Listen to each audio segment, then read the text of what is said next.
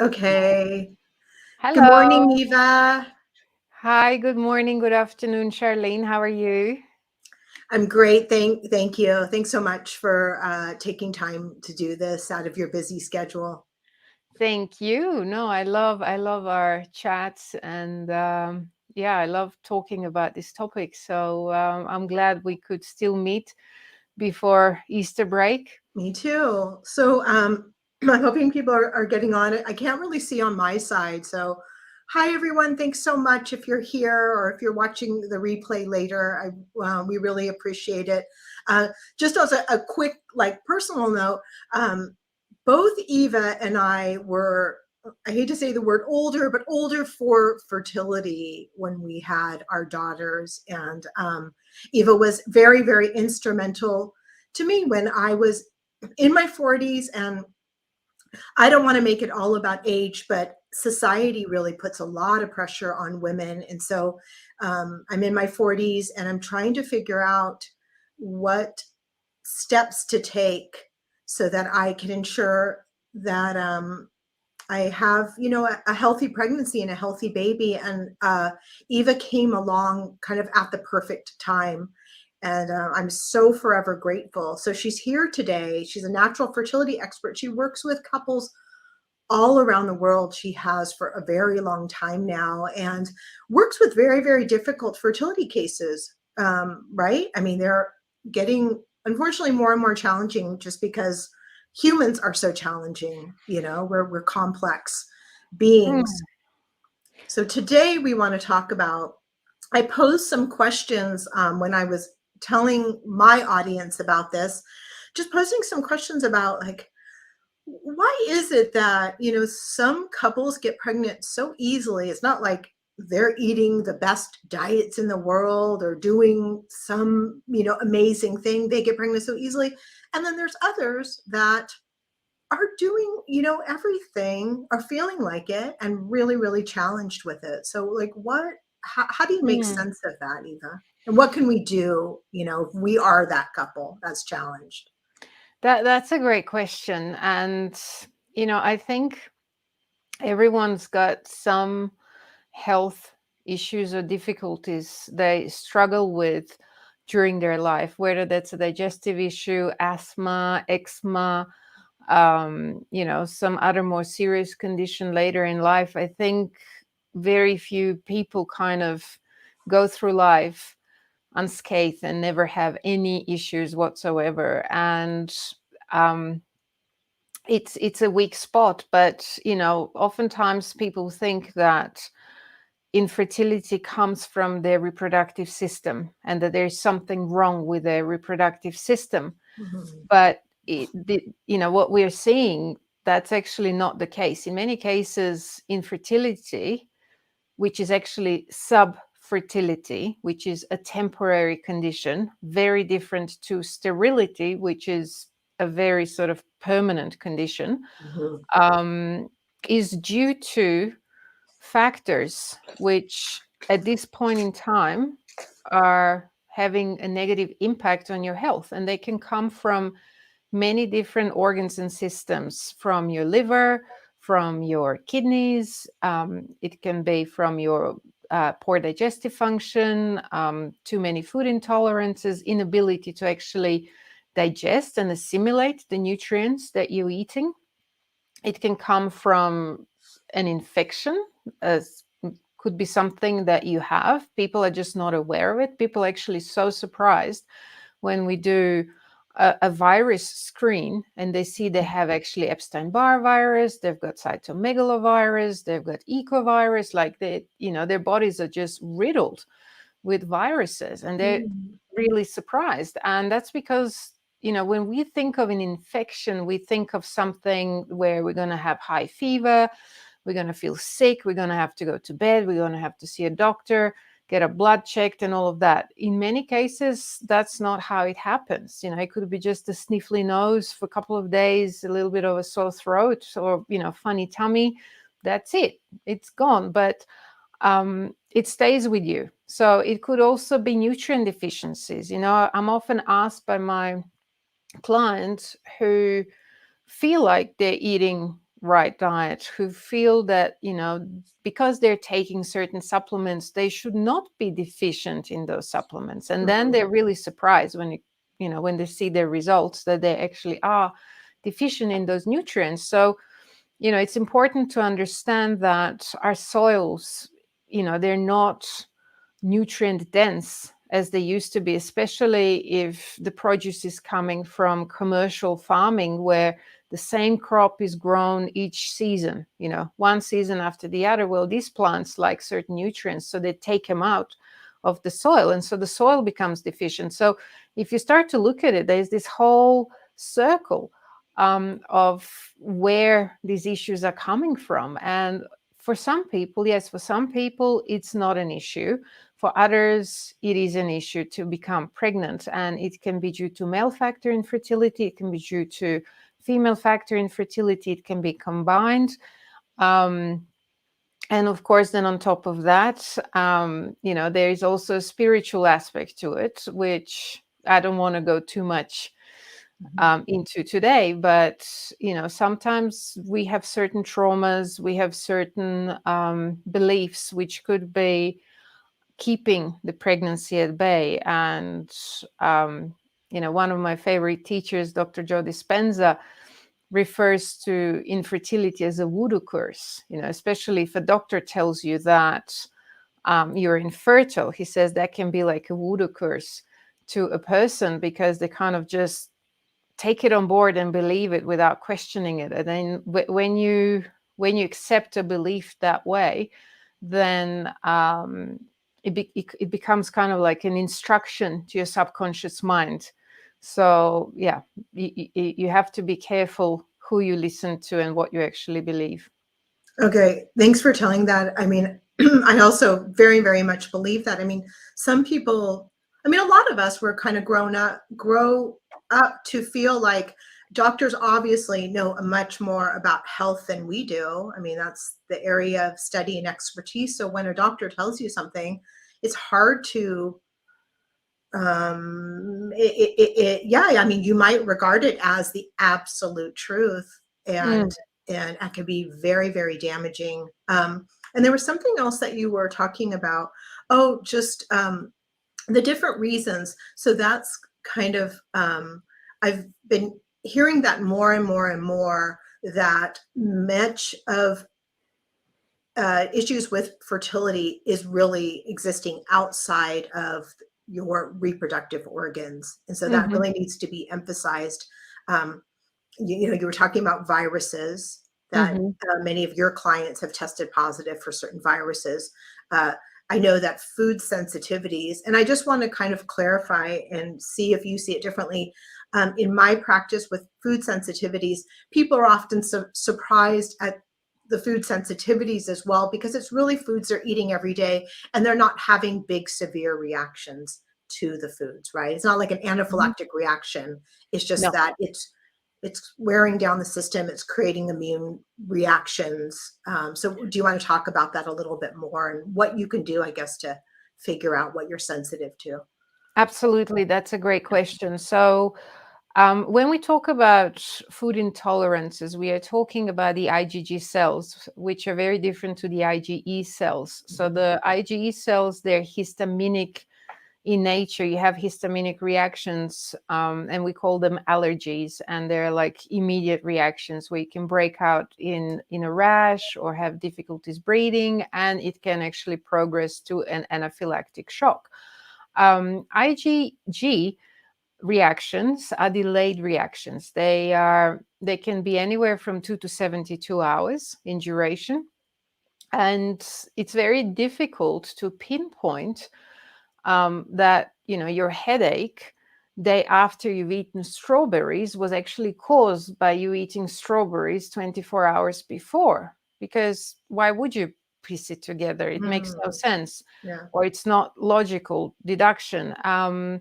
And so it can even be 72 hours. So it's very difficult to say that because you got bloated 3 days later, or because you had insomnia 2 days later, that it was linked to a food. Or, suddenly your mood changed out of the blue without anyone provoking you, without watching anything or reading anything that would have caused that sudden change in your mood, but suddenly you're either angry or grumpy or sad and you can't explain it. These are all delayed reactions. So what actually happens is when you eat a food your body is intolerant to, your body sees that food as an invader. That invader found itself in your digestive tract. And so in your small intestines, where the nutrients should be absorbed, your body is sending out immune cells to fight the invader. So any type of inflammation requires mucus production, irritation, pain, um, well, redness if it's on the surface. You can't see it, obviously, but all of this is taking place on the surface of your small intestines. Now, that means that you no longer can absorb nutrients. So in a meal where you may have, I don't know, 5 or 6 ingredients, maybe more, there could be one that your body is highly intolerant to. And now you can't absorb all the rest either. So you could be buying organic food. You could be preparing it in the most nutrient preserving way. But then you eat that food, and because your body is intolerant to some ingredients, you are not going to be absorbing anything. Yeah. So it's really important to identify them, eliminate them according to the degree of intolerance, to heal the gut walls, to avoid them, because your immune system produces antibody complexes every 3 to 6 months. So basically during that period of 3 to 6 months, if you're not coming into contact with that food, your body should not produce any more antibodies, because it's very economical. It's the same thing, like when they're checking your titer for certain antibodies to certain viruses or bacteria, they say, oh, your antibody count is low. It's not that it's necessarily low in the sense that your body doesn't know how to fight it. It simply means your body hasn't been in contact with it for a certain period of time, so there's no need to have heightened levels. So for example,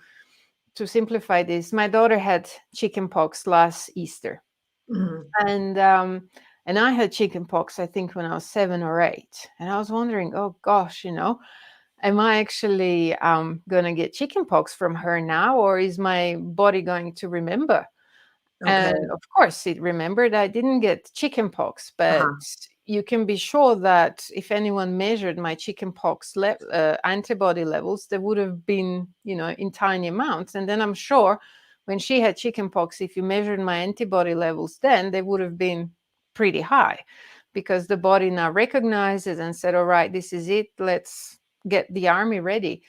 So, for fertility, for optimal conception, you need to have inflammation-free body. And if your body is full of inflammation everywhere, mucus production, this is straining the adrenals, it's straining the immune system, it's putting a lot of pressure on your thyroid, it's suppressing steroid hormone production, so estrogen, progesterone, testosterone. And so everything kind of, the priority becomes fighting infections rather than becoming pregnant. And if you have then multiple infections, because let's say you have food intolerances, then let's say you have some virus somewhere, then you've got an inflamed joint or some other mechanical issue with your joints or your muscles, or something that's causing chronic pain. That's another place of inflammation. So now your body is like putting out fires on multiple places, and there's just no energy for anything more. And stress also amps all of that. And we all know, how stressed we can get when we have deadlines, projects that need to be finished, bills that came out of the blue and we've got no money to pay them, issues in the family members, friends need help, and it just all adds up. And at the end of the day, you're just kind of getting through, you're surviving barely. So all of that cannot be ignored, and it's really important for people to understand that. Okay, thanks. I really like how you talked about, excuse me, just, yeah, just the inflammatory process that happens with foods, but also stress and things like that. I mean, it's not like most of us just have like 1, 2, maybe 3 children in our lifetime. So we're suddenly not supposed to be like experts in reproductive health. And so kind of we know what we know, and we don't really recognize all those other factors. Luckily, there's groups like you and your fertility coaches that are really out here, sharing this information. So I wanted to ask, like, say that I was broaching 40, and my husband and I, we've tried, for a year, like we're really thinking we probably should go to a fertility clinic at this Mhm. point, right?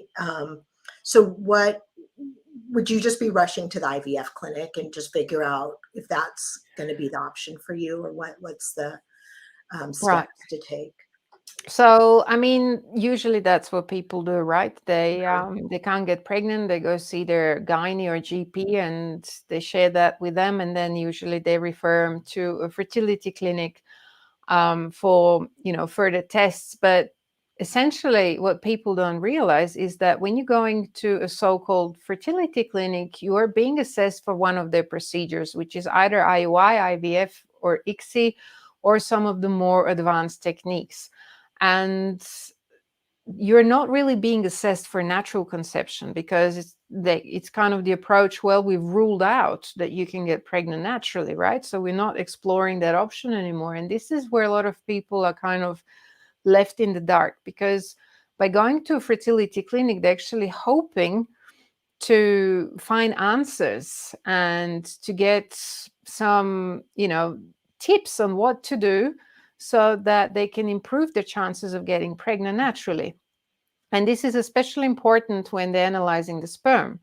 You know, pretty much every one of my clients tells me, oh, yeah, the sperm was fine. They checked the sperm was fine, nothing wrong with the sperm. So I'm like, okay, can I please see the sperm analysis?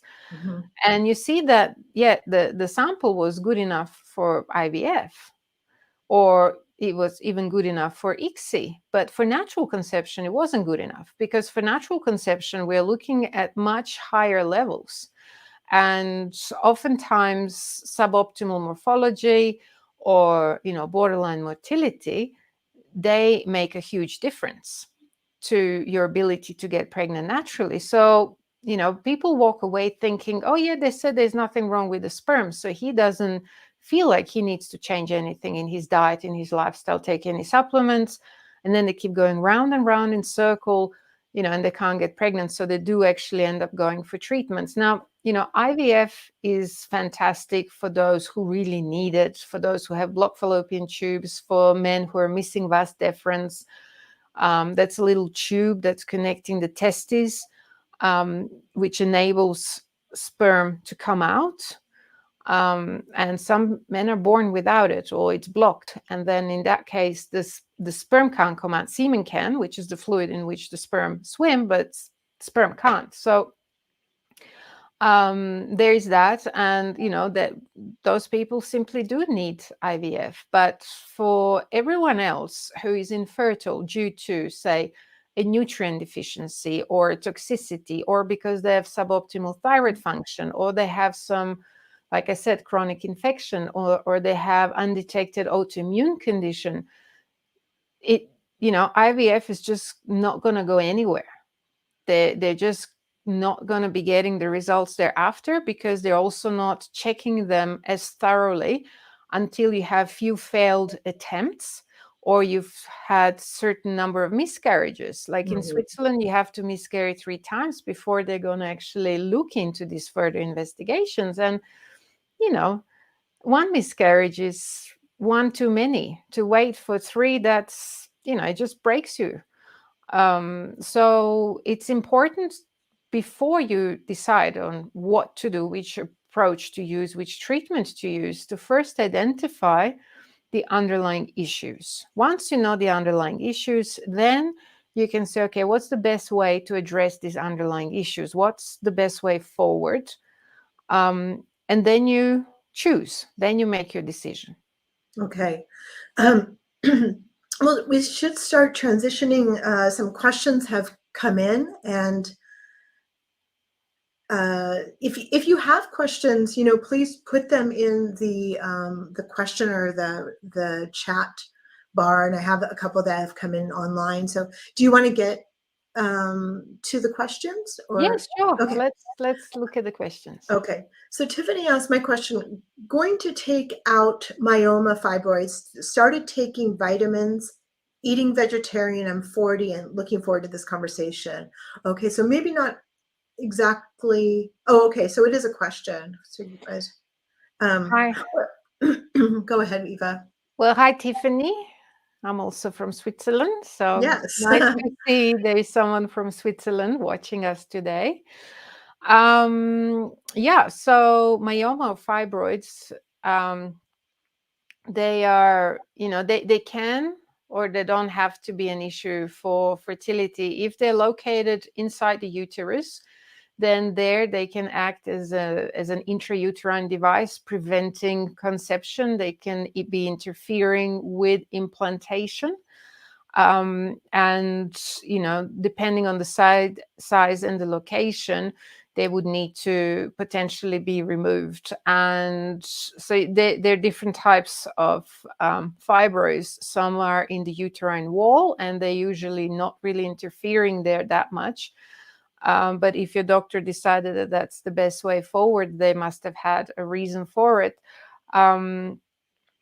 You definitely, monitoring the amount of estrogen and xenoestrogen that you are getting exposed to is really important. So being vegetarian can definitely help, but you need to be careful that you are not then eating too much soy, tofu, and also not too many carbs, because these tumors tend to also have receptors for insulin. And when you are eating carbs, then they can also grow indirectly. So it's not that, I don't know what your reasons for going vegetarian are, whether that's because of the fibroids or it's ethical religious reasons, or you've always been vegetarian, I don't know. But it's not always necessary to completely cut out all meat.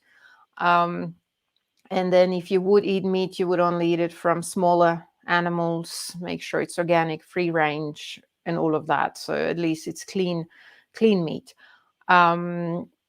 And yeah, vitamins, I mean, there are certain supplements and herbs that we can use for, reduction of fibroids, but they're contraindicated to getting pregnant. So if you're going to do that type of treatment, then it must be, only that for the duration of the treatment without trying to conceive, because we're trying to eliminate things out of the uterus, which means that should you get pregnant, you would be having the same abortive effect. I hope that answers your question. And yeah, all the best. Good luck with the surgery.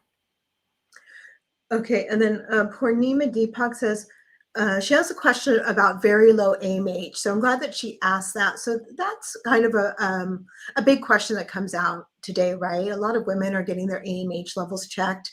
And Yes. if you're 35 plus, or sometimes even younger, wow, my AMH is very, very low. So then what are our options at that point?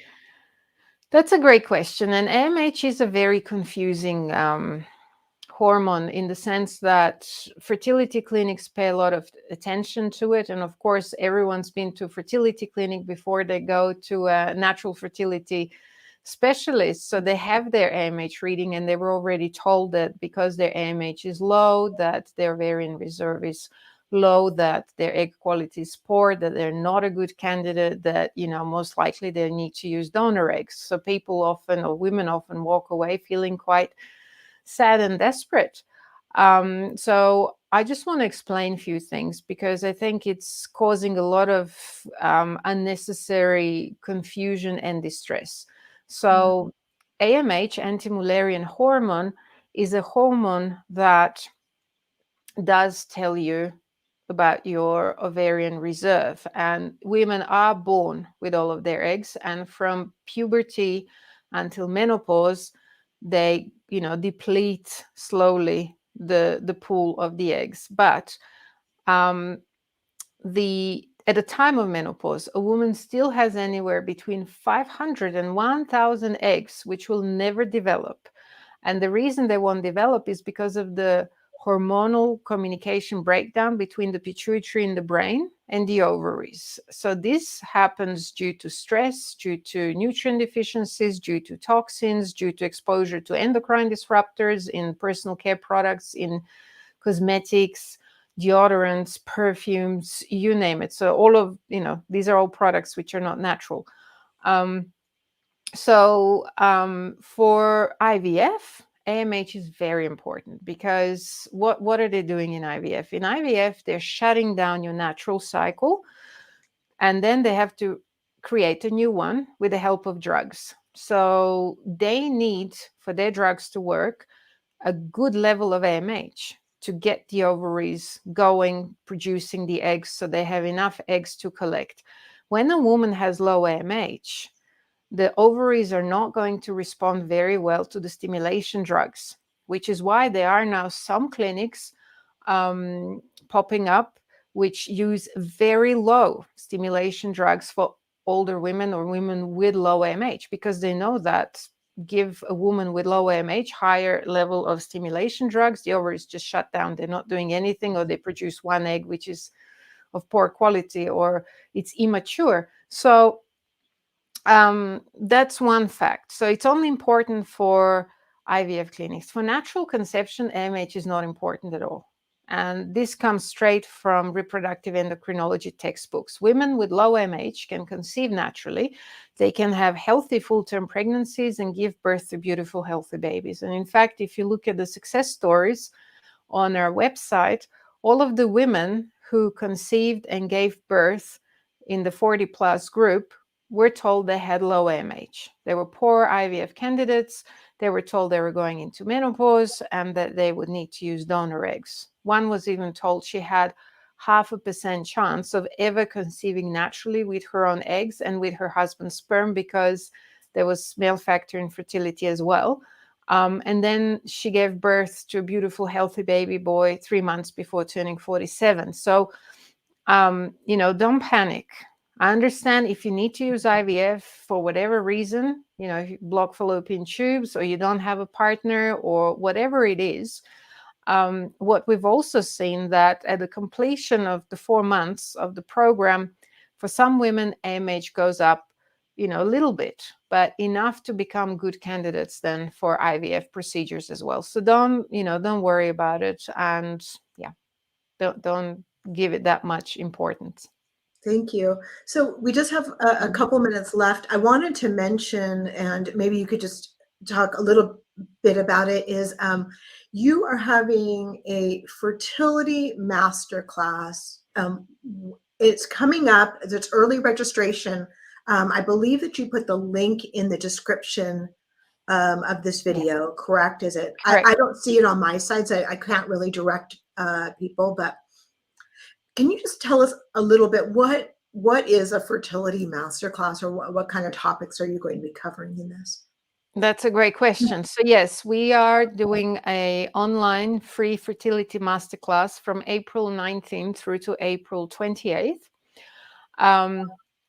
And we will be discussing the 15 factors that can predispose to infertility. We will be looking at all the tests and investigations that you need to identify what could be causing infertility for you. And then also we'll be sharing tips on how to address them. And also towards the end, we will be looking at ways that we can work together.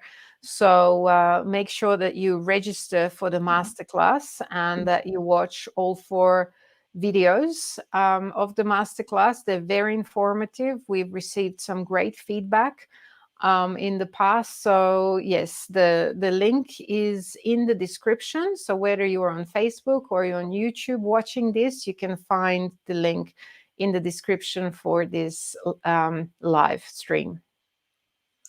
Okay, I had some other questions come in. Unfortunately, we're running out of time, but I wanted to ask Harmony and Hope.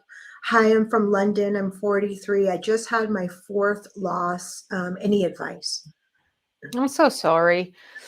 Miscarriages are just so heartbreaking, and there are lots of reasons why a miscarriage happens, and if it's of any help, just know that your body identified that this embryo was not viable, and it ended it. Because I have worked with clients who also had babies with chromosomal issues, but those pregnancies could continue. And then they had to make very tough decisions in the middle of their pregnancy when they actually detected that there were some chromosomal issues, and these did not end naturally. So, if there is a silver lining to a miscarriage, then it's just recognizing the fact that it wasn't viable, and nature dealt with it.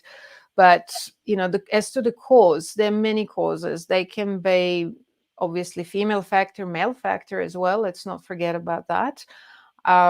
It could be due to DNA fragmentation. So if the DNA fragmentation of the sperm is present, then there is a very high likelihood of embryos with chromosomal issues. It can be due to, again, also poor egg quality, which can happen due to hormonal imbalances, thyroid issues, toxicities, hidden infections, nutrient deficiencies. Could be stress related as well. So it just really depends. And then, of course, there are genetic polymorphisms, which are still not checked thoroughly. Most clinics are checking for MTHFR these days, but MTHFR is like one position on one gene. And we've got so many. So it's important to really look at the full genome, and then all these pieces of information, they come together and they give us a clear picture of what is predisposing you to a miscarriage. And then it's a lot easier to come up with a treatment plan and advice that's actually tailored to your individual needs. Thank you so much, Iva. It feels like I think we're at the end of our YouTube live. I hope you can do this again. It looks like more questions were coming in, so I'd love for you to be able to address them next time. Wonderful. Yes, absolutely. I'd love to. And yes, please feel free to reach out, leave us your comments and questions, and either myself or one of our team will get back to you, and hope to see you in the masterclass. And happy Easter to everyone who's celebrating it. Thank you so much. And then also, yes, like Eva was just saying, please register for the masterclass. It obviously isn't like you were mentioning dates, but they're not. The masterclass doesn't go all day, correct? It's no. These are just videos that go for 60 minutes max. Okay. So, but they all talk about different topics. So yeah, it's not a whole day. If you register, you can watch it in your own time. So yeah, again, it fits around your schedule. Highly, highly, highly recommend it. Please register. So that link is in the description. Yes. I would say below, but I'm not sure if it is below, but you should see it there. Okay. All right. Wonderful. Thank you so much, everyone. Wherever you are in the world, have a great rest of your day. Thank you. Thank you. Thank you, everyone. Have a lovely rest of your day, evening, or morning. Thanks, Charlene. Thank you. Bye-bye. Thanks. Bye-bye.